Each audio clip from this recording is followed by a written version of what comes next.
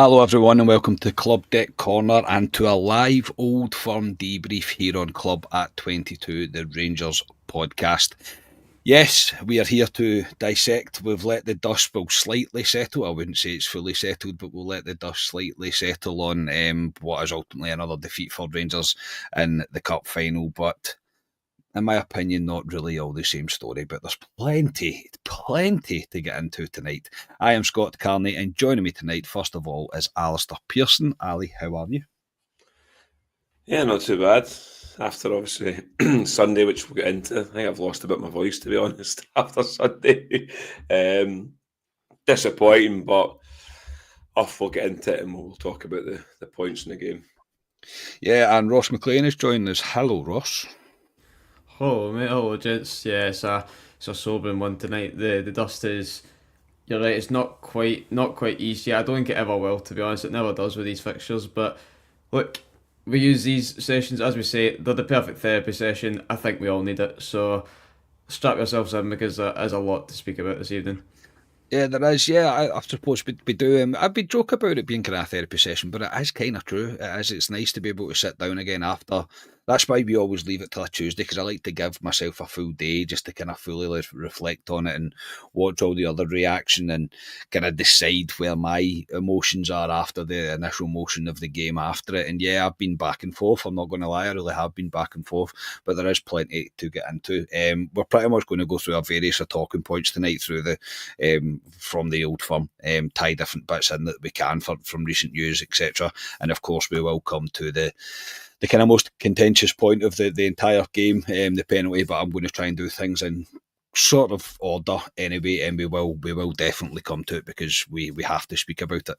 But Ali, obviously, you and I done the reaction after the game. We were no, I wouldn't say we were different. I think we were on the same lines of our reaction in terms of where we were, and there was maybe always going to be two reactions, I think, to it. I think that some people would maybe accept it, some people wouldn't, and I don't think I've ever came out right. And even though people like to put, that's one thing about being a podcaster is, or a Rangers podcast, people will put words in your mouth, and I've had a few people messaging saying like I've accepted second best and stuff. I haven't accepted second best because I never will, but you have to look at progress because it's bloody hard work being negative all the time, so you've got to try and see some form of positivity in it. But again, mate, you've had a full day to reflect on it, still not found your voice, so that's always good when you're doing a pod as well. Where are you? Where are you sitting? Where you at? Disappointed coming out of Hampden, Carney. It was a gutter. It was a gutter the way it went. Penalties is a lottery. I mean, it can happen to anyone. It just so happened it happened to us. It seems to happen to us a lot of time when we play Celtic. You look at, I know you'll go through the points. I mean, you look at certain bits in the game, the 4-on-1 at 1-0 up. We really should be putting that to bed and potentially burying the game. But when you get out and you see, I know we'll get on to the penalty kick that should have been at 3 each. It's even bigger kick in the stones, if you want to say, of what could have been. It's disappointing, Carney, because it's another hard luck story for me again. I thought we tried as much as we could with the squad we've got. I think we were limited with what we had to choose from. You look at the bench that we had to bring on. You look at it in terms of bringing, Christ, who come on? Bloody Dowell, players like that aren't up to it. They've got a bigger pool of players to choose from. But yeah, I thought we matched them on the day and everything. But ultimately, it's all about winning a cup. Doesn't matter how you do it. I'd rather Celtic battered us for 90 minutes and we sneaked a 1-0 win. I'd rather that because you win the cup. And they've just got the beating us at the moment, Carney. They just do on everything at the moment. And it's a hard one to take because, as I said, coming out of Hampden, you can take it now and again, that can happen to you, but it just seems to be constantly as a Rangers fan, especially against Celtic and in big cup finals in recent years. It was the sorest one to take for me, Carney, there. And but we just need on with it. There's nothing we can do. I've heard all sorts of people saying stuff like replay the game and all this garbage, but you can't do that for God's sake. But it was a sore one. It was a right sore one to take. when it went to penalties, mate, I turned round to you and I said, "This is going to hurt, mate." Yeah. Words came out my mouth to you. I was like, "This is going to hurt," because I just had that feeling. Everybody's the same. Like I've spoke to level-headed, and there is a few of them, supporters the other side of the city that have said the same thing. As soon as it went to penalties, they thought, "Oh, it was destined for Rangers to win it." So it's amazing how it happens. Ross, there's always going to be when it's such a disappointment like that, we're always going to get a split amongst fans. You're always going to get very strong opinions, whatever way it needs to be. I am of the opinion that things can be simultaneously correct at the same time. I am gutted that Rangers never won the cup. I am, and it's still something that hangs over Philippe Clement, is that he's now 7 games without a win against Celtic, which is unacceptable for any manager. However, even looking at the game that was overall, none of us a few weeks ago would have expected Rangers to show up and perform like that. Now, I don't think Rangers were at their best. I'm not going to. I honestly don't. I don't think we played the best football we could have. I think we could have improved in a lot of areas. I think we could have controlled possession a lot better than we did. We chased the game quite a lot, so I think Rangers could have been better. But do you agree it's right to be still concerned about the fact that Clement is now 7 games down against Celtic and he's still not won, but also still be pleased with the elements that we've seen from the team on Sunday, because they showed a lot of dig and a lot of spirit that we haven't seen in previous years? Definitely. I do think that, listen, that doesn't happen a few months ago. I reckon at Celtic Park, at Ibrox, whatever, we've seen how when we concede, the heads go down. You know the story. We've seen it a million times before. Those players believed in Sunday. You could see it from. For me, it's that. Well, again, we'll get on to it. That third goal for me is, it's so easy for those players to let their head go down, but then right up the park, not even humping the ball at the park, but actually taking it with a bit of control and just going, right, I'm taking this by the scruff of the neck. We can take away the positives from that, regardless of the obvious result. I think it's probably the one loss result that would have kept Clement in his job. If Clement, say it was 3-2, Clement could have maybe been out the door. The fact that we've came back 3 each and it's taken, let's be fair, a kick of a ball to lose the cup final, it's probably gave him a wee bit of time. And you'd probably say it should do, because over the last few weeks we have seen improvements. Sunday, in the grand scheme of things, is an improvement from previous old firms. So there's positives to take. Don't get me wrong, like you lads, we lost. That's the end result. That's never gonna get any easier. But we do come away with, an old firm in a few weeks' time, incredibly. Which, don't get me wrong, it does not mean as much. It still means a lot, but compared to a cup final, there's levels to it. You go into there, show something again. I reckon we've got their number. I do think, don't get me wrong, they're a decent team. We could have beat them on Sunday. They're not. We're getting there. So it's something that we haven't been able to say for the last few weeks. And do we stick by Clement for a bit? If we keep seeing positive signs, is that will start to add up. So overall, mate, yes, I do think there's positives to take from it. Incredibly, after an Old Firm win, it's something I never thought I'd be able to say. So yeah, but it does not make it any easier at all. I get where you're coming from. I honestly think we shocked Celtic how we approached the game. I don't think they were expecting us to do what we'd done in terms of the press that we'd done. And the press that Rangers did do after watching the game back was good, was really good. There was at points it was brilliant because we stopped their midfield having the ball as much as they could. We really did nullify their kind of midfield and force their centre-halves to play it. And their centre-halves don't really do that. Their centre-halves will pick the ball up and immediately give it to McGregor, usually. So they don't enjoy that. So that element of it worked. And yes, it is a hard luck story. As you say, it's very difficult to it's very easy, I feel, just to go, right, that's it, set fire to the world. Even though there is a part of me that's thinking that, there's a part of me that's thinking, right, they're still not good enough. We still need to change everything. We've still not beat them. But the way that we done it, and especially that third goal, as you mentioned, mate, to go up the park within 20 seconds or 25 seconds, whatever it was, and put the ball in the back of the net to make it 3 each, I was like, this is different. I was like, and it feels different, and I felt different leaving the stadium. I didn't leave the stadium going, that was another embarrassment. It was one where I was frustrated by it more than I was anything else. Also, as well, we will come on to the penalty thing. People leaving comments, why did we not discuss the penalty? But I didn't even see it. Like, that's how far away we are from it. I didn't even know that it was that close to it. When it happened initially, I went, oh, is that a penalty? And then you do presume that VAR must have checked it and etc. But we will come on to that. So we always give reaction immediately after the game. And as times went on, I've kind of went back and forth. As I say, I've been points where I've gone, it's not good enough. We're still not got one on them. We should have won that cup.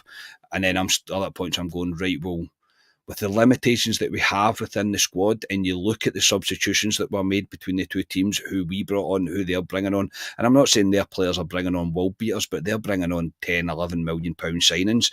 We are bringing on Kieran Dowell and Dessers, and you're like, there's one of the glaring problems that we have just now. Ali, you mentioned game-changing moments, and we'll stick with them just now. Rangers, I thought, did great to get ahead, and even as the stats, if Clement wants to quote stats, you can kind of probably agree with on them. We created more chances, I think, than they did. We didn't have as much possession, but we were much more clever with the ball than we've seen in previous Old Firm games, even under Clement. But the 4-1 is spot on. Every time I watch it, mate, I can't understand why he's made that pass that he's made. I've seen that. I must have watched it, honestly, about 3 or 4 times, and I'm going, why did he make that pass? I honestly think that's a bedding in thing. That's not a quality thing. It's just a lack of experience in critical moments and high pressure moments. Because yes, it's a 4-on-1, but it's still pressured because every one of you know that's breaking forward that we should score here. There's no reason for Rangers not to score, barring a remarkable save by the goalkeeper. You should be scoring that. If we score that goal, and I know it's hypothetical, mate, if we score that and we get to 2-0, I fancy Rangers at that point, because we don't know how Celtic react at that point. We really don't. And the fact that what we'll come on to it knocked the stuffing out of us that we didn't score it, I don't think, and it just gave them they put wind in their sails. Yeah, it was a huge moment in the game. You see the still frame from it, which makes it look worse, to be honest, but a 4-on-1, to be honest. He's got to play it to the left to where Czerny, and I think it was Diamandi or somebody was to the left. But it was. He's got to play it there instead into Barami. And if he does that, I mean, they might miss it for all we know, but there's a good chance they put the ball in the back of the net. Hypothetically, we're talking hypothetically here, but if it goes 2-0 at that time of the game, for me, you never know, but we've got a right good chance. That 5-10 minute spell where we missed that chance, and obviously we know what happened. I think that was key in the game, Carney, for us winning it in 90 minutes. I think that was a chance, but we've seen it all season with us breaking up the park. We've had situations like this before in other games where we just don't kill teams. We just don't have that killer instinct. Maybe it's because Egerman, he's just getting into the team now. He's young. Maybe 10, 12, 15 games down the line, these guys will start to click if we start to play.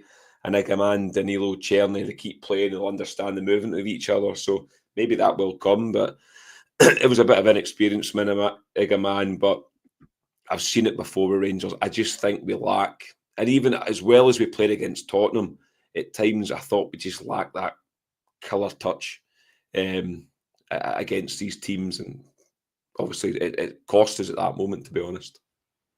Yeah, and obviously Clement has made comment on it as well, and even, as I say, when you watch the game back, the camera does pan to him and you see his reaction and he's not happy. He's like, come on, like how have you made that decision at that point? Very frustrating for him. But yeah, it was a bit of a turning point in that second half for sure, Ross. Because Celtic go up the park and they score. They really are under the ascendancy at this point. I said, even at the game, I said they will score. There's no doubt they will score. At some point they're going to score. The way that they did was, was a bit of a sloppy goal, really, from our point of view. A kind of deflected goal to get the rub of the green, no pun intended, and it goes into the back of the net. My biggest concern after that is our collapse. See, for 10 minutes after that game, it was still there. Rangers just lost all composure, they really did, and lost all structure. And for the second goal, McGregor actually misses a header and has time to turn round and do a hooked ball over the top. That is unexcusable. You can't excuse that. Tierney's kind of dilly-dally and everybody else is. Raskin makes a crazy decision to try and head it back to Balogun. Balogun's kind of wrong-footed at this point, and Maiderby's pace is just away from them, and he scores to make it 2-1. That collapse, before we come on to the reaction to that collapse in that moment, I'm not going to lie, when it went 2-1, I went like to myself, oh no, this could be anything that they want to be now, because I looked like our heads had gone. But that for me is still a concern, that's still there, that we momentarily collapse that we had. I think the one you've with McGregor, who headers the ball, he should never ever have that time. Never. That's inexcusable. It reminded me, if you think of the last Old Firm, an offside goal, and you could see that it knocked the stuffing out of us. It almost gave me similar vibes to that again. Just kind of that, right, they had their moment, that the wins in ourselves. But for me, you're spot on with that. Like, I've got to note it down, that Clement McGregor chance, it's the simple things that we can prevent. And, who's to say that if that doesn't happen, how does the game... I'm not saying we're going to win the game, but, it's those fine wee margins in football. So it's something we can't... That then paints that, that image that to the players that are Celtic, they can go and do that because that's what they've came to do in these games. That can never happen. Celtic can never, almost know that they've got the upper hand over Rangers. It should be a level playing field. So yeah, it's again, obviously you're right, we didn't play our best, like, in the grand scheme of things. We've got levels to go, but even, that aside, the simple wee things again is catching us off. And again, maybe that is quality. I think you're right, it's an experience, especially that 4-on-1. Just the more you look back at it, the more painful it gets. Honestly, I'm lucky to still have my phone that's not thrown out the window. It's absolutely, it's just, yeah. It's again, it's a game of moments. I guess there's moments that did not go in our favour, and again, we'll sit back. We'll not, I guess, make excuses for it, but it's just there's so many wee things to the game that makes it all the more frustrating. And yeah, that 4-on-1 especially is one that will live with me, unfortunately, for a very long time. I think watching it back, like I always do, I've sat and watched some horrific games back, I really have, while doing this podcast, just because so you can get a better reflective on it when the emotions kind of taken out of the game and you can kind of look at it with a bit more clearer eyes. And yeah, that you're right, mate. There's this wee moments where you're like, oh, like if we just, and if somebody had just of went for a 50-50 with Clement McGregor for their second goal, then maybe they don't go in and score. And it's just, I know it's all those things that happen in a game of football, I suppose. However, Ali, the reaction that I thought we got from Rangers is something we've not seen before. And it's not, well, we have seen it before, obviously in our lifetime, but not recently for Rangers to respond. We completely regained composure when it went 2-1 Celtic. We really did. We really regained. If anything, we looked like the stronger team again after they went 2-1 up, as if we decided, right, let's try our hardest not to let this happen. What we all thought would happen, that niggling little doubt in the back of your head that's kind of lingering there the whole time, no matter how Rangers have been playing. But because of what we'd seen over the 2 goals, I was like, and I had the real fear. But the response was really good. And another guy, not that anybody heard it, and I don't think I criticised him on the reaction pod that we done, I was giving Diomande pelters at that game. And after watching the game back, I was like, God, he was actually quite good. I was like, he actually played really well. He was really involved. He was unlucky with a shot just before his second one that was well saved by, I know he said Hart, by Schmeichel. But he's the one that gets us back to 2 each. And that's something that's new, mate, and that I am taking a positive in that was different. That wasn't the same that we've seen from Rangers before. I know it's a hard luck story and it doesn't really count for anything because we've not won the game ultimately. However, I'm still looking at it going, they know that they can do it now. That's it's all muscle memory stuff. They now know that they can get themselves back into a game, and it's not just the end of the game for them when Celtic take the lead. Does that make sense? Yeah, no, because usually what happens in our previous old firms is Celtic score 2 quick goals, which is what they did, and usually we lose our heads and collapse. And at 2-1 down, I was the same as you. We were all standing beside each other. And I think we all looked at each other and went, "That's it," because we'd been there before that many times, and we didn't have the belief that the team would get back into it. Thanks very much, Brian, for the super sticker. Much appreciated. Thank you, Brian. But you've got to give them some praise for showing the mentality to get back into it at that point. And Diamande, it looks now that he fancies Raskin and Diamande as the two going forward, and Connor Barn, which I kind of mentioned the other week, that could be in the bench kind of going forward and using certain games. Scores a good goal, bit scrappy, but he's there in the box, swivels, turns, shoots, and if you don't shoot, you don't score on it, and he does, and it got us back in the game at that point. So, yeah, you've got to give Rangers credit because they haven't shown us that this season at all, and against Celtic as well, haven't shown it, and it's the first time that they've done it. Yeah, absolutely. Ross, the third goal that we concede to Celtic is a goal that we've seen Celtic score against us, I don't know how many times. Literally, almost every Old Firm game, it feels like that we've been beat, they scored this goal. Ridvan, who I thought, not because of the penalty, because I don't think anybody deserves criticism for the penalties, but I thought Ridvan was pretty bad when he came on. I thought he was poor. He really did commit himself to this. He was well out of position, which gave them the opportunity to break into that space that they tend to do with Kuhn. The cutback with the trip on Diamande as well, I've seen that come up. We might as well cross that bridge. I think that one's. I don't know if you can count that as deliberate or not. I don't know if we're going to seek clarification on that as well. There is no doubt there's contact and Diamande goes down. I am annoyed that Diamande remained to sit down and didn't get back to his feet as quickly as he possibly could. He just sat there and waited for the attack to conclude, which obviously concluded in Celtic scoring. But to do that 3-2, 86 minutes, I think it was, that they scored, and all of our hearts just sank. We really did. We all just went, can't believe that this is the way it's going to end. And 25 seconds later, it's 3 each. That's why I mean that there's something different about Sunday. No, it's still not enough, and it's still not good enough. And I'm not celebrating a defeat like it is acceptable, because it isn't acceptable. It never will be acceptable.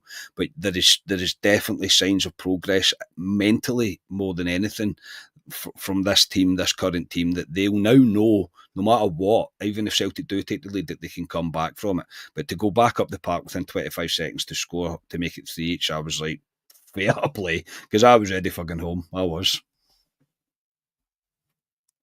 Sorry, mate. No, you're good. It's, yeah, we haven't associated that with Rangers. That sort of, I guess, momentum switch. Very often we've just seen us go back to, heads down. A lot of praise to Tierney for me, because for me, in the first half, I was half Nelson get him off. I don't know if I've not watched it back, but for me, Tierney wasn't offering much. And, he picks up the ball, and he just takes on his man. See, instead of, I don't know, waiting on either Tav to come up beside him looking for a cross, just taking the ball, taking it forward. It almost reminds me of, I think it was the goal against Kiev away, that late goal with Essers, that he just, that wand of a left foot that he can, that sort of cross, that's outstanding, and Danilo making the impact that we hoped that he could do ever since he came in the door. So that for me, that was I don't know what fans on the other side of the city would have been thinking, because they'd probably just as shocked as us, because nobody has associated that with Rangers, but that's something we should be associating with Rangers, because that's the sort of moments that we should be producing. Again, easier said than done, but it's what we cry out for. It's what we absolutely cry out for. So, their third goal. It's, again, I've not watched it back. I guess in detail. I don't know. Yilmaz does commit himself. I don't know if it takes a nick off Raskin. I have no idea. But regardless, it's, you can't give Yilmaz much excuses for that. And yeah, again, it's just these wee moments, these lapses in concentration, especially late in the game. Don't get it wrong, they've been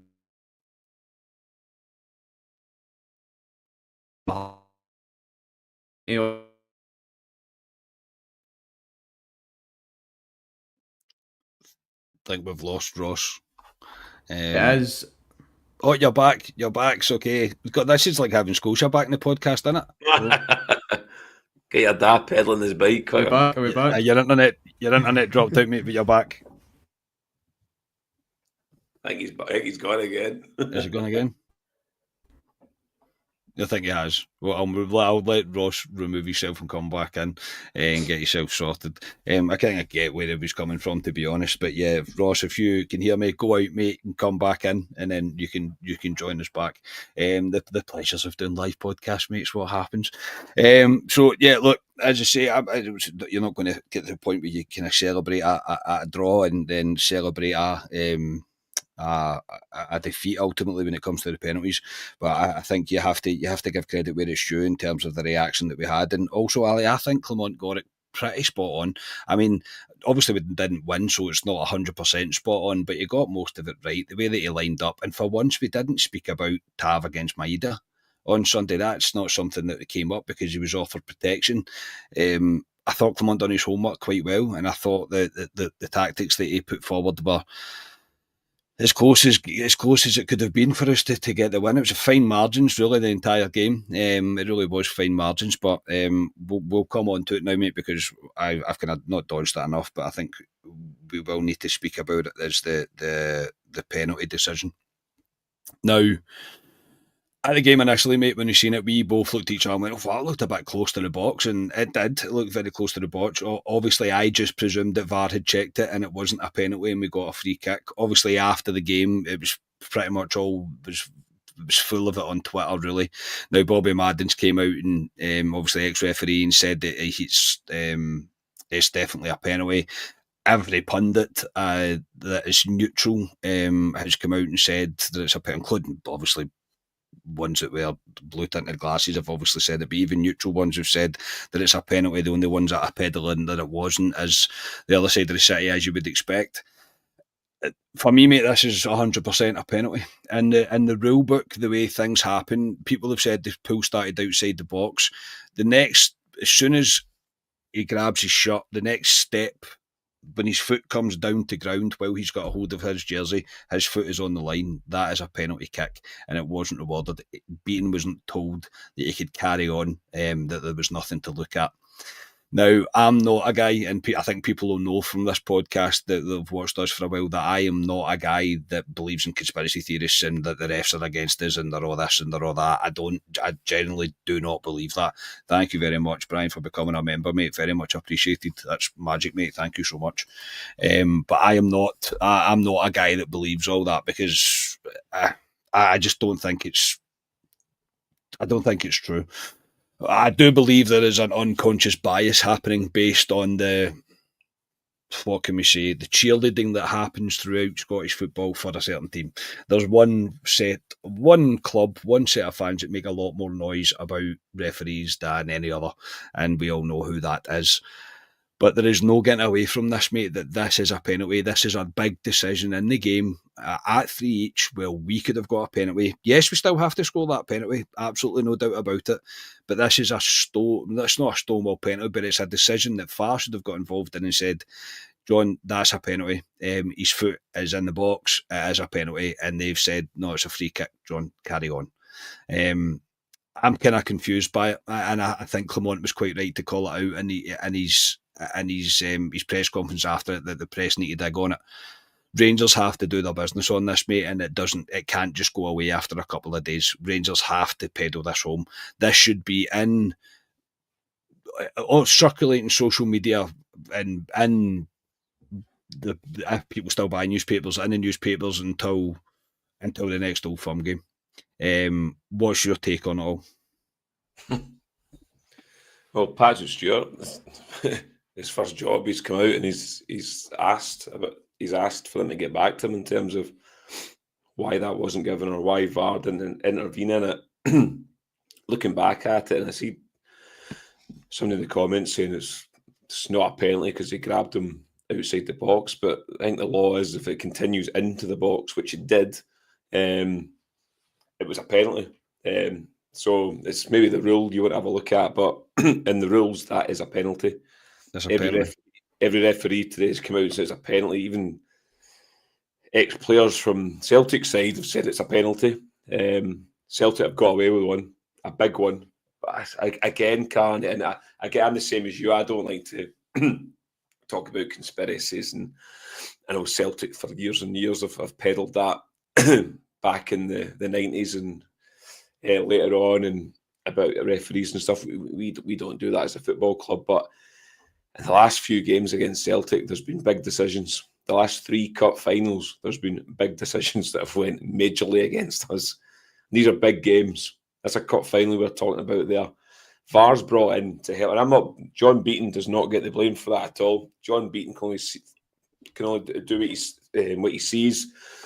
Like us on the ground, it's hard to see. He gave the free kick, which was correct. It was a foul. That's when VAR should come in and go, wait a second, John, that's actually in the box now. That's a penalty. And he should give the penalty. We have to put the penalty away. I agree with you. But if we get the penalty and put that away, Carney, again, in extra time, you're probably thinking we're going to win that cup. It's another huge moment that's going against us. You look back to under Gerrard when they scored that offside goal when there was about 3 of them offside. You look back to the Sema goal that was ruled off last the time. handball thing, yeah. The handball, a couple of goals we've been disallowed, but I mean, there's a big list now. That's a big decision and a big game. And Rangers, again, though, it's again against Rangers, against Rangers. I'd love to see if it was another side, because if it was another side, Christ, it'd been all over the papers and everything at the moment. I'd like to know what they'll come out and say. I'd like to know if the sometimes they release the audio and stuff, what they're talking about in the VAR. That'd be interesting. But it's a huge moment. It really is a big moment, because it's a potentially a defining moment in a cup final, and they've got it wrong. So yeah, I hope Rangers continue, and there's not much we can do. We can only put our case over, but we need to keep. This is happening constantly now, and that's why I said it was even worse coming out of Hampden, because when you seen that back, you went, "No, another one." when does the script change? When does it change? So even speaking to like-minded Celtic fans, you think they'll even come out and go, "We got away with one." If it was the other way around, I'd be saying, "We got away with that one." So it's disappointing. You never know. We might have missed a penalty. Celtic might have still went on and win the cup. We might have scored it. Celtic might have came back and still win the cup. You don't know. But it's a huge moment, and a big, especially in extra time, big moment. And it's another one that's gone against us. Yeah, I'm not saying it guarantees Rangers a win at all. I'm not, but it gives us the opportunity to score a goal at a very good time in the game, and obviously to take the lead. You don't know what happens after that, and we still need to score it. However, it's just the contentious. It's not even contentious for me. And I've seen a few people in the comments saying that it's not a penalty. It is the laws of the game. It is a penalty, so I don't think you can disagree. You can disagree with the rule if you like, but you can't disagree with that it's not a penalty. Under the rules of the game, it is a penalty, so it's been denied. I am interested to hear what is released by them. I know they do that. I don't know if they're still doing that VAR video review thing or the ref review thing. I've seen that once that Gordon Duncan sits down with Willie Collum and does just to float Willie Collum's ego a little bit more. He likes to put himself out on YouTube now. But don't get me wrong, I'll be interested, and I would definitely tune in to hear what he's got to say about that one. Obviously, different rumours flying about that the 2 that were on VAR have been axed, if you like. But I think we're going to need to hear more from it. But the club can't take their foot off the gas with us. They can't just have it floating about for a couple of days and then just let it disappear and float under the carpet. Rangers need to push this home, because it's consistent now. There is something not quite right with the officiating and how it's done. So it's so disappointing. It is, and I think that's a bit that's probably got to me the most is when I've left and I've had a few days to say the day yesterday to reflect on it, and you're seeing all the reaction. I've watched different videos on it and whatever else, and I'm going, I can't believe that we should have got a penalty at that time, because we could be sitting here having a very different conversation. And even the conversations that you're seeing now of people saying, how have we improved domestically, how have we done this, how have we done that, it's not any better.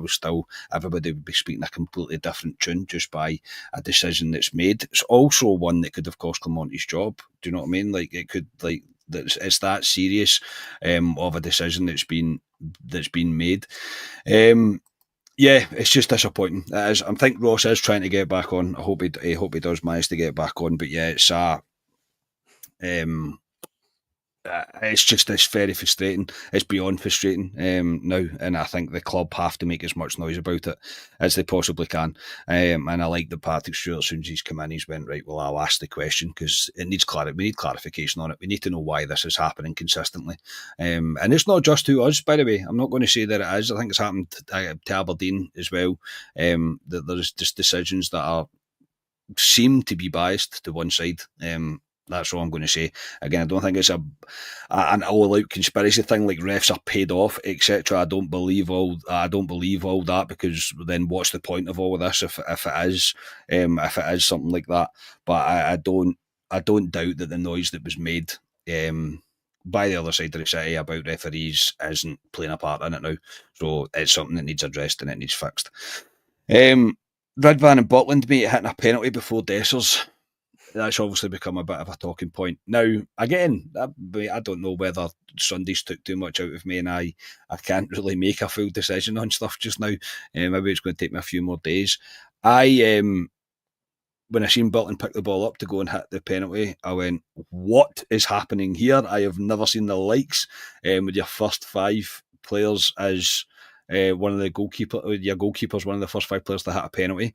However, I want the best penalty strikers to hit a penalty, and guys that want to hit a penalty to hit a penalty. Now, I don't know if Dessers said he didn't want to hit one. I also don't believe that he was number 6 in the queue. I think that's a lot absolute hokum, to be honest. But then I think to myself, so if Butland didn't pick that ball up, but I seen Dessers walking up with the ball, how would I have felt at that point? Probably not very good about things, because when Dessers came on, he was god awful. He was absolutely terrible. He got booked within about 3 seconds of being on. He was absolutely shocking. Where do you sit on this, mate? Where do you sit on this? Look, I think we all know Dessers shouldn't be at Rangers, and I think his time is coming to an end. He's already been linked by a move away in January, and I think for everybody involved, it's time for Cyril Dessers to move on. It's a difficult one, because we are not at training with Rangers, and they'll practice penalty kicks, and they would have practiced penalty kicks. Butland's penalty was a peach. Yeah, and Clement's come out and said the reason Yilmaz and Butland took them is because they've been practicing penalty in training, and their penalty's been really good, and that's why they went up. But you've got a number 9 in Dessers there, I think he's hit penalties for us before. I'm pretty sure Dessers. I'm sure he's hit one before, has he not? I don't know if he has. You're testing me here. I don't think. Somebody in the comments. Somebody in the comments will know. But you would think he would step up. I mean, you've got guys like Danilo, who's been out for donkeys, come up, stepped up. Hadji, another guy out for donkeys, come up, stepped up. Tav, folks slag Tav, but I think he showed what a captain was, stepping up first and putting that in the back of the net. Fair play to him. So, yeah, it was weird, because when you seen them go up, you thought, I mean, Yilmaz, I thought he had a really poor game when he came on. And when he stepped up for it, I just had a feeling that he was going to miss it. Looking back, it wasn't a terrible penalty. It was a decent save by Schmeichel, but I mean, it can happen to anyone in penalties. But yeah, when Jack Butland stepped up, I was like, we all looked at each other and went, what the hell's going on here? Because I've never seen Jack Butland hit a penalty. I mean, what's his chops? Hit one for Celtic against Aberdeen. Joe Hart hit one, and they must have been thinking the same in that game. What was going on here? And he put it away. So, yeah, for all we know, Jack Butland's a very good penalty taker, and that's why he's doing it. But I think it's more disappointing because we lost in penalties. And you look back and go, who could have potentially hit it? You don't know. Dessers could have stepped up as the number 3 taker, whatever it was, and missed as well. So you never know. It's a lottery for me, penalties. I thought the penalties were all very good. apart from Yilmaz's. I thought all our penalties were good. Celtic's penalties were very good. I don't think Butland was close to any of their penalties, to be fair to them. But it's a lot of penalties. But in terms of Dessers, we all know he's not the answer. He's third choice now. You look at it, you've got Igaman and Danilo are ahead of him now. So I think January is only 2 weeks away. I think we'll be looking at potentially moving him on. I think we could move him on Dessers because he scores goals. I think teams will look at him and we need to bring somebody else in. But yeah, disappointing because I thought he would step up and take a penalty. But again, you never know what would happen. No, but my fear now for Dessers is it's became a bit of a lightning rod now for him. So anything bad that he does another now, bat over the head for him. It is, yeah, it is. It's not great for him in that regard. But I'll still stand by that. I want players that want to hit penalties to hit penalties in that situation. And maybe he didn't want to. Do you know what I mean? Maybe he didn't want to. But again, as I say, we are used to strikers not hitting penalties. James Tavernier doesn't hit. Always hits hard penalties and has done for years now, and he was the first one to step up again to score the first penalty of the shootout. But yeah, with the Dessers situation, I think he is just now becoming the kind of focal point of players that we believe that shouldn't be at the club, and I don't believe he should be there. And players like Kieran Dowell as well. I'm still baffled that Clement decides to use him. I think there must be somebody else. There has to be somebody else that we can use. For me, it doesn't make any sense why Kieran Dowell is anywhere near a Rangers team, really. I've never seen anything from him that makes me think he's got even half the capability that we need as a Rangers player. Before I finish up, before I finish my question, I'm going to tie something in, mate, that obviously John Souttar looks like he's going to be out for at least the next month, likely going to miss the next Old Firm. Leaves is very short at the back now, and I suppose you can tie it into Kieran Dowell as well. What do Rangers do here? What do Rangers do? Look, I think Proper and Balogun, I don't think that has legs in it. If in the nicest possible way, I don't think that's sustainable, that back line. Is it time to see what NCL is all about, the boy that we brought in? Is it time to give King a chance? Is it time to play Sterling in there? Because obviously Tavernier seems to have found some form anyway of late. But I don't think there's any doubt we're going to need to recruit there in January. Yeah, I mean, NCL I think he's playing for the B team tonight. I could be wrong. I know Matondo and Cortez have started for the B team tonight against Celtic. NCL, we've not seen him. Again, we really need to go out and get an experienced centre-half. We really need to. If Souttar's out for whatever it is, a couple of months, we've got big games coming up. Balogun, I don't think can go 2 games in a trot, week in, week out, because we've got a lot of games coming up. We're still in Europe with games as well. So, and Proper, he's been all right recently, but he just still doesn't fill me with confidence, Proper.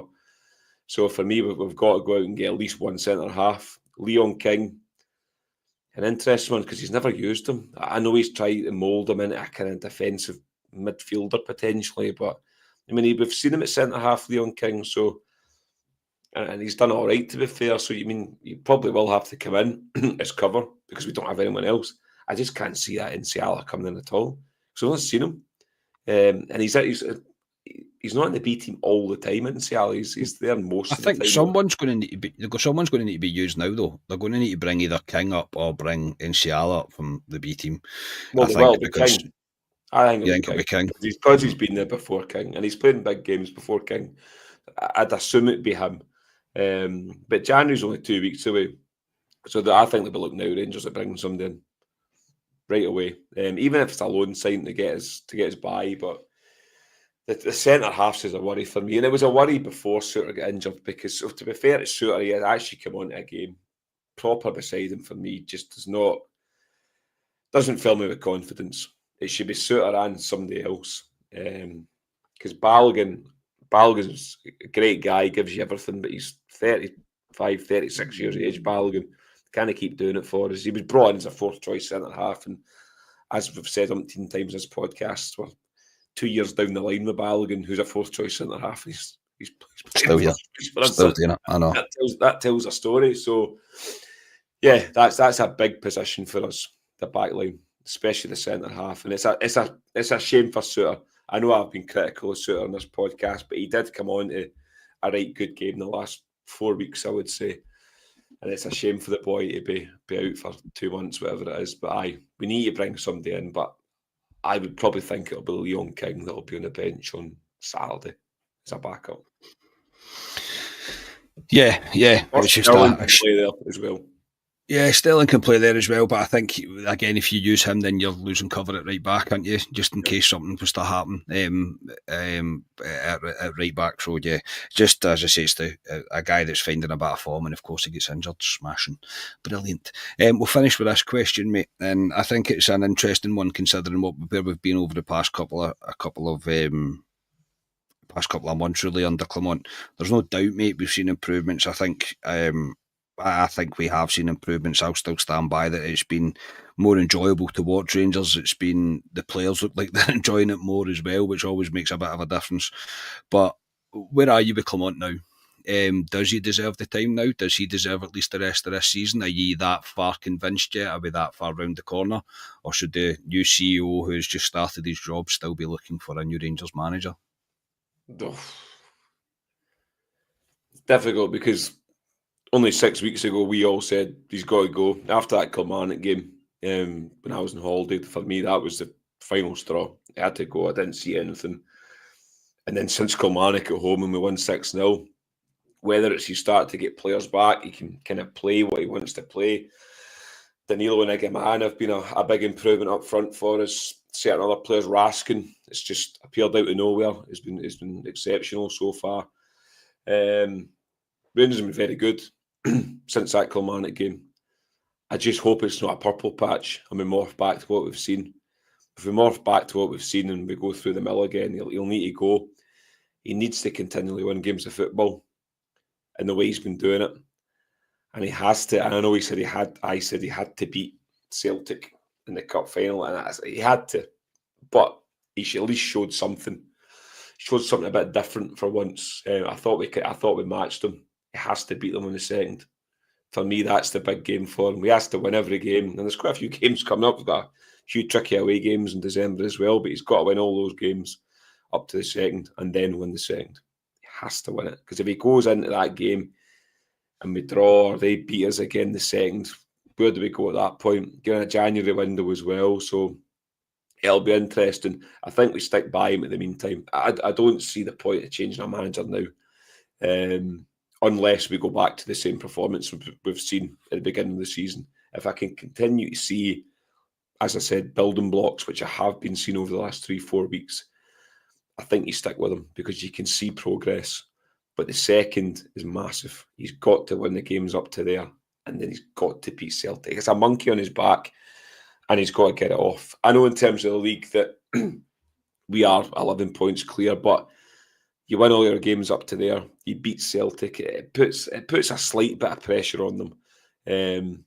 But that's what he has to do for me to stay in the job.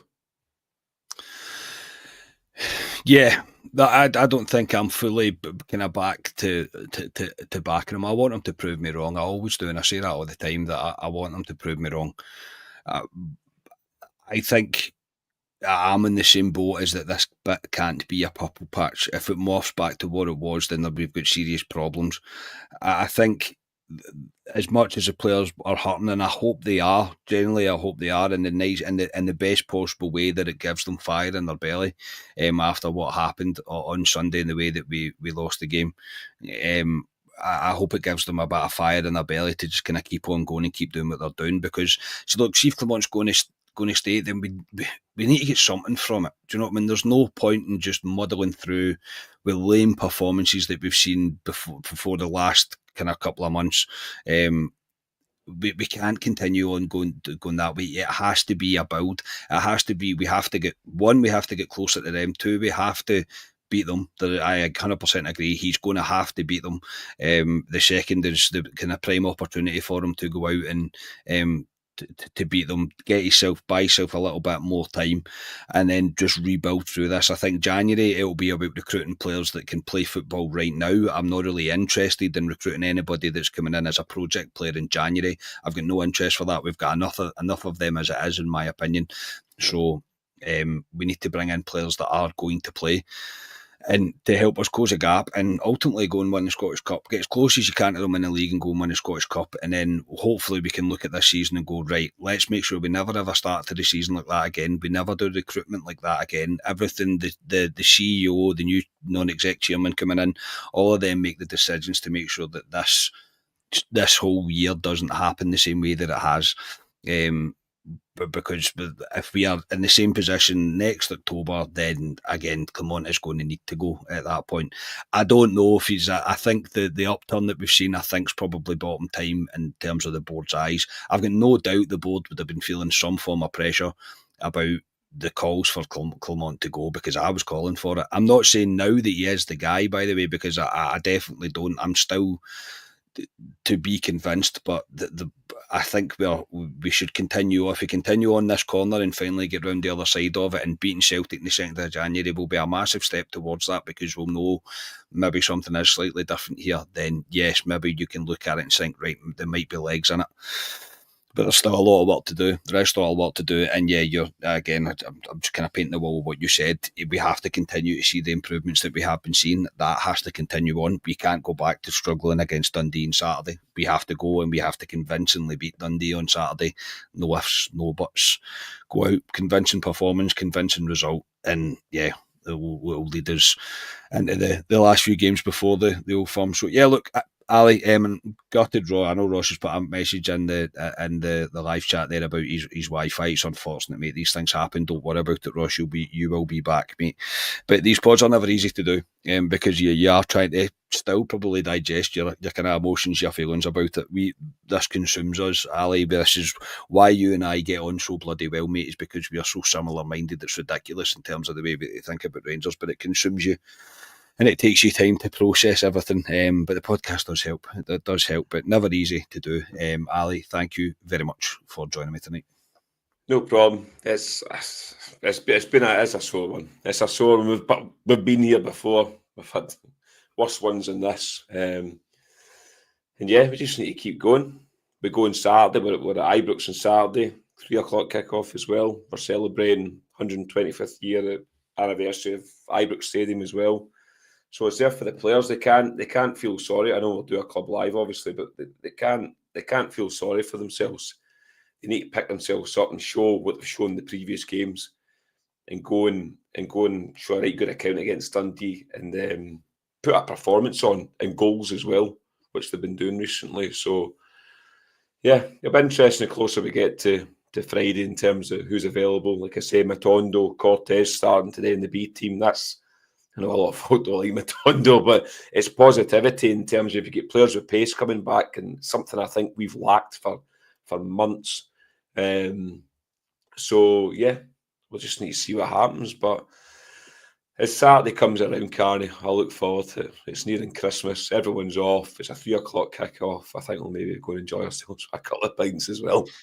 Yeah, probably, mate. Yeah, well, that's usually what we'll do. Usually what we'll do. But yeah, no, I agree, mate. I agree with about everything that you've said. Let's just hope that we can continue to see these signs of progress that we have been seeing recently, and we improve in this season, and we try and salvage as much as we can from it. Because the league is, look, it's always going to be the be all and end all for us. I do think it's out of our reach even at this stage, but let's try and salvage what we can. And if it's going to continue to be Clement, then let's not make all of this be for nothing. Let's see progress. Let's see us continuing to kick on. Thank you everybody for joining us in the chat tonight. Thank you to Ross as well for joining us. Unfortunately, with internet issues, but as I say, we'll be back on. We will be back on Friday with Club Live to preview the Dundee game. So until then, please like the video, subscribe to the channel, enjoy the rest of your week, everybody, and we will speak to you on Friday. We are Club at 22, the Rangers podcast. Cheers, everybody.